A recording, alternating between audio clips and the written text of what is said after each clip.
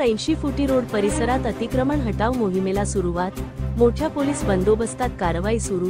धुळे शहरातील 80 फुटी रोडवरील छत्रपती अग्रेसर महाराज पुतळा ते पारोळा रोडवरील छत्रपती शिवाजी महाराज पुतळापर्यंत या रस्त्यावर गटारीवर आणि गटारींच्या पुढे मोठ्या प्रमाणात झालेले अतिक्रमण अखेर काढण्यास सुरुवात झाली आहे।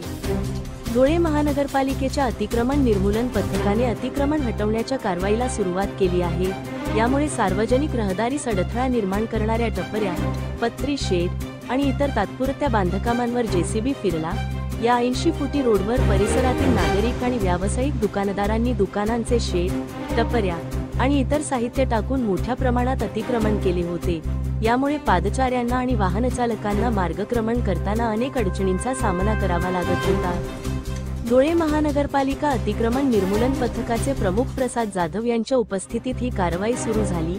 यावेळी चाळीसगाव रोड पोलीस ठाण्याचे पोलीस निरीक्षक सुरेश कुमार घुसर आणि आझाद नगर पोलीस ठाण्याचे पोलीस निरीक्षक निवृत्ती पवार यांच्या नेतृत्वाखाली मोठा पोलीस बंदोबस्त तैनात करण्यात आला होता। कोणत्याही अनुचित प्रकार घडू नये यासाठी पोलिसांचा मोठा फौजफाटा उपस्थित होता। या कारवाई दरम्यान काही अतिक्रमण धारकांनी प्रशासनाला सहकार्य करत स्वतःहून आपली अतिक्रमणे काढून घेतली। ही एक सकारात्मक बाब ठरली। जेसीबीच्या सहाय्याने उर्वरित अतिक्रमणे हटवण्यात येत आहेत। या कारवाईमुळे 80 फुटी रोडवरील वाहतूक अधिक सुरळीत होण्यास मदत होणार असून पादचाऱ्यांसाठीही मोकळी जागा उपलब्ध होणार आहे। धुळे क्राईम न्यूज साठी अब्दुल रहमान मलिक, धुळे। पालिका अतिक्रमण अधीक्षक प्रसाद जाधव आज रोजी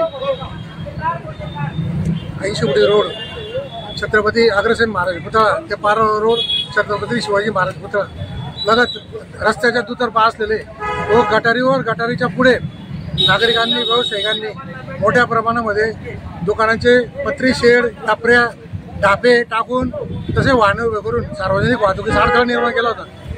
याबाबत पोलीस बंदोबस्तासाठी आम्ही पत्र दिलं होतं।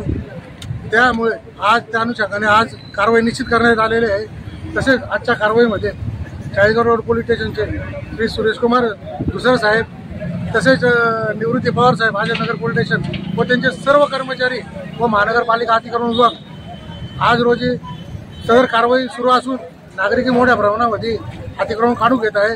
तसेच ज्या एरियामध्ये आम्ही रस्त्यात अनाउन्सिंग केलेले त्या नागरिकांना अडथळा ठरणारे अतिक्रमण नागरिकांनी काढून घ्यायचे, त्यांनी स्वखर्चाने येत्या रस्त्यावरील अडथळा ठरणारे अतिक्रमण काढून घ्यायचे व मनपा प्रशासनास सहकार्य करावे।